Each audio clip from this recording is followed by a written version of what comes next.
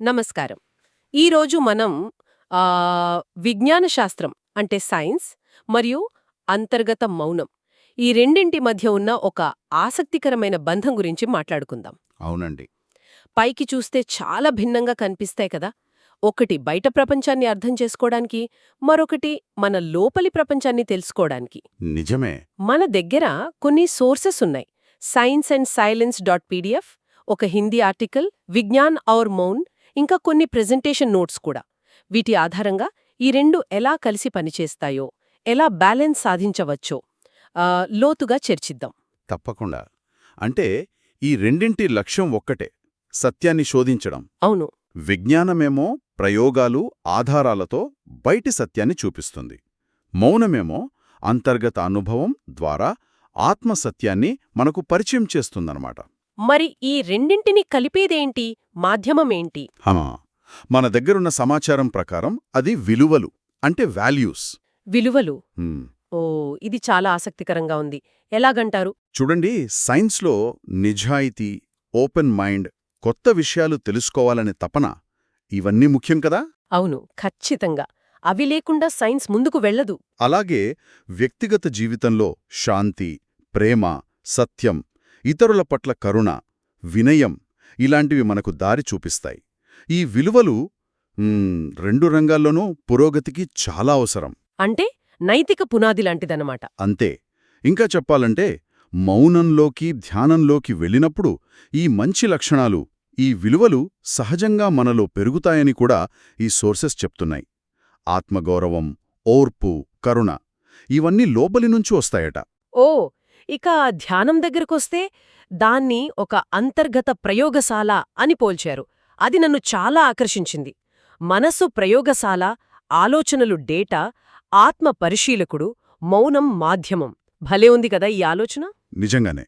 అంటే మనం మన ఆలోచనలను, భావాలను ఎలాంటి జడ్జ్మెంట్ లేకుండా ఒక సైంటిస్ట్లాగా గమనించడమన్నమాట.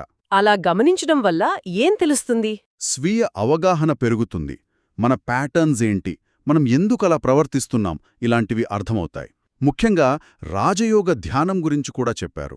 రాజయోగ ధ్యానం అంటే అది మనల్ని మనం తెలుసుకుని ఆ పరమాత్మతో, అంటే ఆ యూనివర్సల్ ఎనర్జీతో కనెక్ట్ అవ్వడానికి సహాయపడే ఒక పద్ధతనమాట. ఇది కూడా ఒక రకంగా సైంటిస్టు విశ్వసూత్రాలను కనుక్కోవటం లాంటిదే, కానీ అది అంతర్గత స్థాయిలో జరుగుతుంది. చాలా స్పష్టంగా చెప్పారు. ఇప్పుడు శాంతి, శక్తి విషయానికొద్దాం.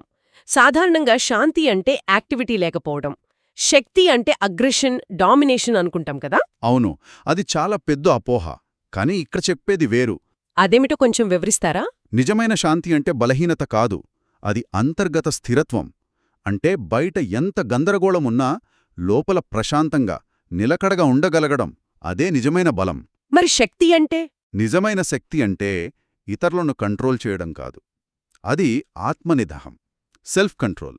అంటే పరిస్థితులకు ఎమోషనల్గా రియాక్ట్ అవ్వకుండా ధైర్యంతో, స్పష్టతతో సరైన విధంగా స్పందించగల సామర్థ్యం.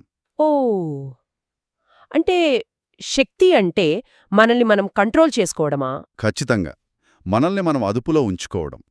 మరి ఈ రెండింటిని, శాంతిని, శక్తిని మౌనంలో ఎలా పెంచుకోవచ్చంటారు? మంచి ప్రశ్న. మౌనంలో ఉన్నప్పుడు మనస్సు నెమ్మదిస్తుంది కదా, ఆ అనవసర ఆలోచనల గోల తగ్గుతుంది. ఆ నిశ్శబ్దమే శాంతి, అదే మనకు బలాన్నిస్తుంది. అలాగే.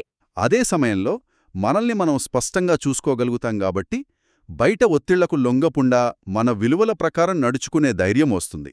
అదే శక్తి. శాంతి మనల్ని స్థిరంగా ఉంచుతుంది, శక్తి మనల్ని ముందుకు నడిపిస్తుంది. ఈ రెండూ మౌనంలోనే బాగా డెవలప్ అవుతాయి. చాలా బావుంది. మరి వీటన్నిటినీ, విజ్ఞానం, మౌనం, విలువలు, శాంతి, శక్తి మన రోజువారీ జీవితంలో ఎలా అప్లై చేసుకోవాలి ప్రాక్టికల్గా? కొన్ని సూచనలున్నాయి. సింపుల్గా కొన్ని ఈక్వేషన్స్ లాగా చెప్పారు. విజ్ఞానం ప్లస్ విలువలు, దాని ఫలితం నిలకడైన ఆవిష్కరణలు, సమాజానికి మేలు చేసేవి. ఓకే. అలాగే మౌనం ప్లస్ స్వీయ జాగృతి, అంటే సెల్ఫ్ అవేర్నెస్, దాని ఫలితం బెటర్ డెసిషన్స్, ముఖ్యంగా ఒత్తిడిలో. అర్థమైంది. ఇక ధ్యానం ప్లస్ ఆధ్యాత్మిక జ్ఞానం, దీనివల్ల సమతుల్యమైన జీవితం సాధ్యమవుతుంది. చిన్న చిన్న ప్రాక్టీసెస్ కూడా సూచించారు. లాంటివి? రోజూ ఉదయాన్నే ఒక 5 నిమిషాలు మౌనంగా కూర్చోవడం, మన ఆలోచనలు వస్తూ పోతూ ఉంటే వాటిని జస్ట్ గమనించడం, ఒక సైంటిస్ట్ లాగా. మనం రోజూ తీసుకునే చిన్న చిన్న నిర్ణయాల్లో కూడా మన ప్రధాన విలువలు ఏంటి అని ఒక్కసారి గుర్తు చేసుకోవడం, ఇలాంటివి. అంటే చిన్న మార్పులే పెద్ద ప్రభావం చూపుతాయన్నమాట. అవునవును. మొత్తానికి విజ్ఞానం, మౌనం వ్యతిరేకాలు కావు. అవి ఒకదానికొకటి సపోర్ట్ చేసుకునే భాగస్వాముల్లాంటివి. రెండూ సత్యాన్నే వెతుకుతున్నాయి, విలువలు వాటి మధ్య వారధి. ధ్యానం ఒక రకంగా అంతర్గత ప్రయోగం. శాంతి, శక్తి అనేవి ఈ రెండింటి కలయిక వల్ల వచ్చే ఫలితాలు. సరిగ్గా చెప్పారు. ఈ చర్చంతా విన్నాక నాకు ఆలోచనొస్తోంది. చెప్పండి. మన జీవితమే ఒక ప్రయోగశాల అనుకుంటే, ప్రతి అనుభవం ఒక పరిశీలనైతే, మన అంతరాత్మనే ఒక శాస్త్రవేత్త అనుకుంటే, రోజూ మనం ఏం నేర్చుకుంటున్నాం?